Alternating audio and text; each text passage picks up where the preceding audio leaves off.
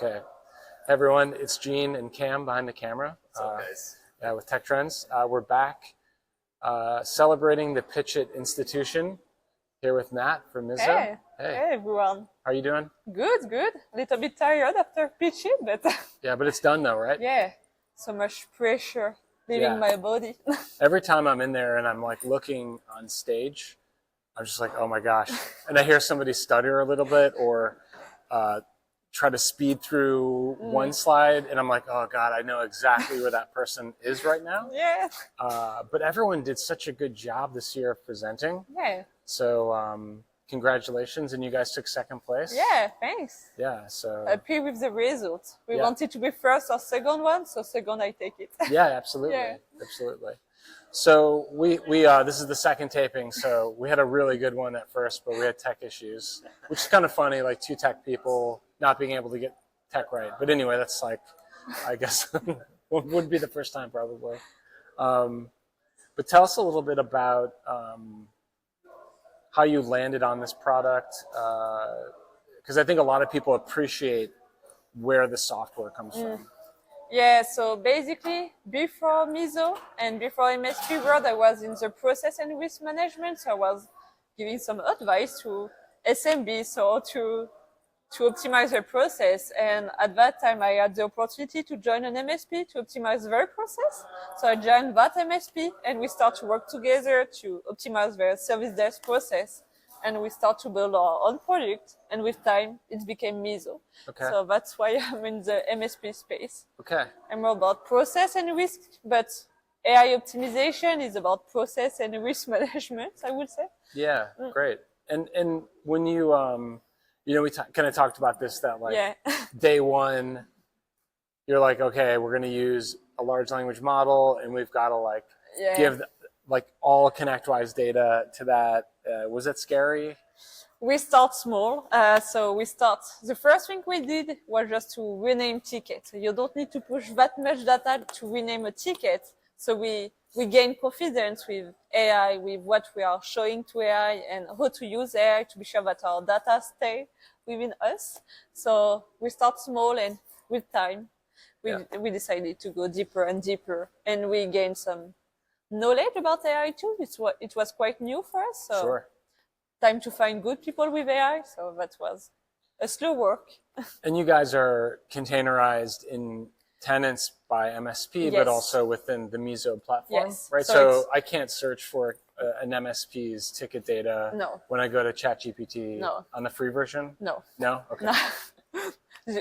Everyone got his private containers, and everything is within Mizo interface. Yeah, okay. So yeah, great. We have to. You have to, right? Yeah, but it's interesting because like I think there's going to be a plethora. I was having this conversation at lunch with an old friend about how he's trying vibe coding, but it's like scaring the hell out of him. And I think that we're going to see software vendors they're not going to come here and say, service desk automation vibe coded, right? They're going to say like service desk automation, right? Yeah. And so it sounds like you guys have taken a lot of time around the technical side of your app. Yeah, that's why we took 1.5 years to develop it before showing it to the MSP. Yeah. We wanted to be sure of what we were doing before taking the risk, because our first customer, they were competitors to our MSP, because we started with our peer group in Canada. Yeah. So we wanted to be sure that everything was not in the same place and that the data was good, because it was very risky for the MSP they build a trust with all the MSP in Canada, so they didn't want to win it because of product. So wanted to be sure of everything before launching something. Yeah. Yeah. So we talked a little bit about like, okay, so obviously it's an AI application, but what are the problems you're solving? Yeah, so basically it's the main problem for MSPs to keep their customer happy and to resolve fast their tickets. So our main issue was to delete all the non-technical tasks, so to be sure that technical guys focus on calling back the customer or resolving the tickets. So at the end, it's about having better margins, and to be sure that our customers are staying with us as an MSP, because it's complicated to have new customers, so we want to be sure that everyone is staying with us. Yeah. So it's a lot. The app is a lot about triage. Yeah, so we started with triage, after that dispatch, but right now we focus on helping with resolution. So we connect with a knowledge-based system. So we create resolution steps based on their process. So the tech just to follow that resolution steps. And after that, when they finish, we create a new knowledge base if they need one. So to be sure that knowledge is shared between everyone within the team. Yeah. Because it's the problem with an MSP. Myself, I'm maybe an expert about printers, but my colleagues never resolve a ticket about printers. So I need to share that knowledge to him to be sure that he's becoming more and more competent with this kind of tickets. Yeah, I don't know if you have this, but you probably experienced in the MSP that you have a client that always wants that one tech. Yeah. Right? And I think that is symptomatic to what you're telling the audience about your product is that like the knowledge base is a representation of why somebody might choose the same tech every time? Yeah, you want to be sure. Because if one day that person is leaving my company, I want to be sure that someone else can answer the issue of that customer. So we need to be sharing everything. And we know that in the market, it's very hard to find good tech or to keep it. So we want to be sure that everyone is trained, is well, and know well the processes. Great. Yeah. And we were talking a little bit about something that I'll get to, but another question kind of appeared to me. And how does like an MSP employee interface with your tech as they're kind of doing their work on the ticket? So first thing, we delayed some of the work. So a lot of MSPs got like a service desk manager doing dispatch and triage. So that part, we delayed it. Okay. So that's easy to see. And on the second part, to help with resolution is like directly within their ticketing system. So they have like a pod. Okay. So it's in a pod, right? Yeah. Okay. So it's easy for them to see it. They don't need to leave the ticket to use it. So they don't have to go back to the knowledge base article? We link it, so they don't need to search anything within their Odoo IT glue because everything will be within the pod, ConnectWise pod. So we bring information in front of their eyes. Yeah. Okay. That's the goal. Now we talked a little bit about like, okay, so you're also updating the documentation side, and there's no access to password data, right? You guys don't even touch that. No, we don't want to. Yeah, agreed. And then what's one thing that you're like, okay, every MSP, when we work with them in the this is one of the upsides, because we talked about the improvements of dispatch and triage, right? But talk about the documentation side. What is every MSP like missing? They forget to create documents. Yeah, because I think when you're a tech guys, you want to resolve tickets. So you finish one, you want to go to the next one. But you have a small step before that to create that knowledge base. So a lot of our customers, when we start, they're like, we don't have enough document to use AI. So we are building that knowledge for them. Right. So the answer out there is that techs, engineers, whatever you call them by title, are not doing the documentation. No. Yeah. I mean, that's like a really tough thing, is to manage people, right? So I think that's a huge value proposition to improve the experience for the next person to do that job, right? Yeah. We also talked about your pricing model. Yes. Right? Which I was kind of, when you said it at PitchIT, I was really taken aback because it's consumption based. Yes. Yeah. Okay. So so we didn't talk about this the last time.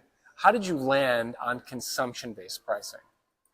Good question. I think because our costs are consumption based.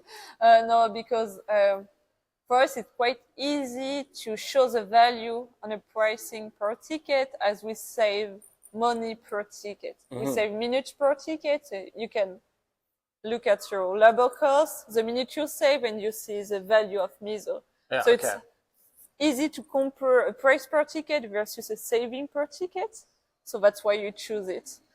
And we choose per ticket because we want MSPs to use everything that we are able to bring to them, not to choose some features. Okay. Because we think maybe you're a smaller MSP, you don't see the value of creating new knowledge base, but we think that it's a value for you. So we want to improve the process of the MSP. So we want to push all the features we have. Yeah. So. And this is a number you're probably, given you're the sales and marketing side, right? Yeah. So if you're saying it's 40 cents, at least that's what it is on the PitchIT screen, 40 cents a ticket, and you're like, let's just say saving 5 minutes. Yeah. What does that 5 minutes cost, like normally? And I know everyone has different labor rates and whatever, but like around, what does that look like? To give you an idea, a larger idea, like for a $2 million MSP, that's 134,000 saved per year. Okay. So it's 9 to 12 minutes saved per ticket. So it's between $4 to $5 per ticket. Yeah. Okay. Got it. So that adds up. Yeah. And taking into account the cost of Mizo. So it's 4.5. Yeah. Okay. Fine. Yeah. That's a pretty immense. Yeah. And we hope we can go deeper in automatization so we can have more value for customer. Yeah. Of course. Yeah. That's the goal. I love it. Yeah, because we were talking that most tools want to be around $2.99 per MSP, and consumption based is just beautiful, right? Because you could just say, I just want the reactive tickets or whatever, right? Yeah, and it's adapting to their growth. Saying that a December month you have less tickets, so your invoice will be cheaper for you thanks to Mizo. So we want to adapt to the reality of an MSP. And they pay us after the usage. Yeah. So it's quite interesting for them. They have the value before paying it.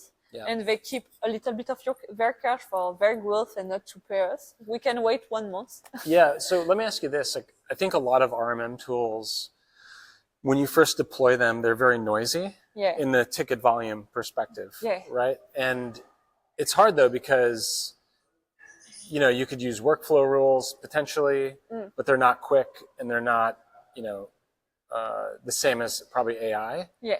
But then you're like, oh man, like I got 1,000 tickets a month, and now I'm spending $400 a month or 40. But was 1,000 tickets is 400 a month? Yes. Yeah. Okay. So, is that worth it, or how do people handle like the kind of net admin, automated RMM stuff? So often a lot of our customers, they choose not to connect to the alerts board. Yeah, okay, alerts boards. But you still have spam, for example, within their help desk system. So often we've got the question, do I need Mizo for spam tickets? And the answer is quite easy. It's better to have pay 40 cents to close a ticket than a human spending 3 minutes to try to understand. Yeah. So it's still cheaper. But for the alerts, we still have some work to do to be sure that the value is enough compared to the price. Right. So it's some of our customers pushing it, some of them don't want to push it. Their issues. Yeah, it's interesting. But we create some ticketing alerts just to be sure that we are not over consumption for them. Okay. So you have billing thresholds? Yes, because sometimes you can have loop of tickets because system sends tickets to system. So we want to be sure that they are not invoiced for some workflows. Yeah, there's some really fun stories about early viral videos where people just uploaded a video to a content site being like, hey everyone, this is my fun video. And then they shared it, and then the bill was like $100,000. And they're like, I didn't expect. So I think it's good that you have that as well. Seems like you guys have been very thoughtful in your development. Yeah, because at first we start very close with our customers. We were in early access, so a lot of workshop trying to understand every kind of MSP. Yeah. Even if we come from an MSP, our workflows are quite different from an MSP to another. So we have to see a lot of people to understand everything. Yeah. Yeah.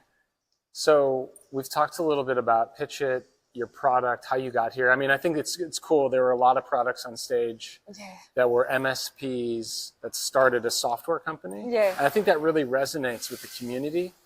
So I think you should continue to enforce that from a marketing perspective. And we will continue because we still work closely with that MSP because it's the best feedback we can have. We are very honest with us. We will keep it. Good. What does next year look like? I mean, so this has been a year of did you have your first paid customers this year? Yes, in February. Okay, so February, first paid customers. We talked to you, applied to PitchIT the day before it closed, and then you got in the door. Then you did all the work. And now you're here you're leaving with 30 grand, a bunch of scanned badges, right? The hard work continues. What does the roadmap look like for next year for your partners? Yeah, so the main points, it's about value. So our goal is to become the Jarvis for MSPs, like Iron Man. So always on top, always before you need to ask. Yeah. So it will come with communication. We want to be sure that we predict when you need to contact the customer, and we help you without that first step into communication, to prepare email, to prepare to some reminder to call back your customer, for example. After that, it will be about quality management. So just to be sure that we have the data, how to be sure that our customer are satisfied with that. So helping service desk manager to look at that quality management. So that will be the two subjects for next year. Helping with communication, helping to understand their data, to have better service delivery for MSP. Yeah, amazing. Yeah. And so if people want to find, who are not here, right, who are not about to go to the pavilion, right? How do they find more information about Mizo? On our website, so mizo.tech, and on LinkedIn, we're always happy to discuss. And Reddit, we are quite... Yeah, you're active on Reddit? Yeah. We try to be. Yeah, good. It's good conversation to understand the pain point of everyone. Yeah, it's a good platform. Good. Yeah. Well, congratulations on everything. Thanks. You're doing the work. You're making it. Yeah, thanks. So we'll have to check in next year. Yeah. And see how you guys, post event. Yeah. But really appreciate you coming on the podcast. Yeah, thanks for having me. Yeah, of course.